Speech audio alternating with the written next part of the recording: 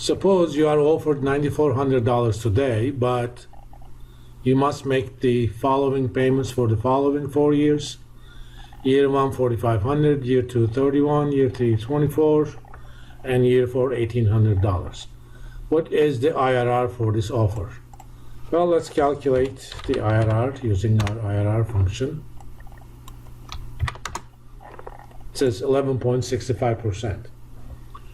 The question is, should we accept the project if the appropriate discount rate is 10%? According to IRR rule, yes.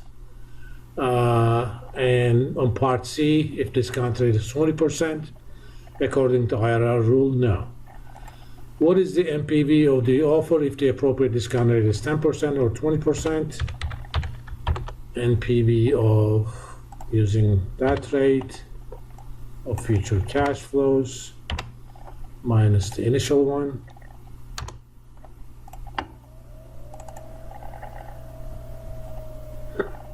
Actually, in this case, I'm sorry, plus.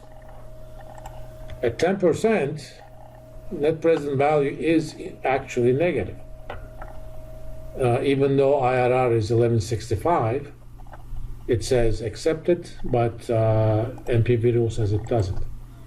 At 20%, IRR rule actually says do not accept it, but net present value is significantly positive, so we accept it. So the decisions under the NPV rule are not consistent with the IRR rule. This is because IRR is completely not well designed for this problem. For IRR to work well, the initial cash flow should be negative, which means you invest some money and all the future cash flows are either zeros or positives. But in this case, the equation that defines IRR has multiple solutions, hence will not give you a good result.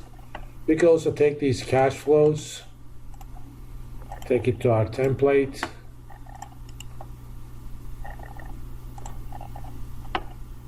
If cost of capital is 10%, net present value is positive, negative, and IRR is indeed 11.65. We're going to get to this later on. Let me put the project life as 4 years. And if net present value is 20%, and indeed net present value, if the cost of capital is 20%, net present value is positive, so we accept, but according to IRR rule, we don't. When there is conflict like this, always use the NPV rule.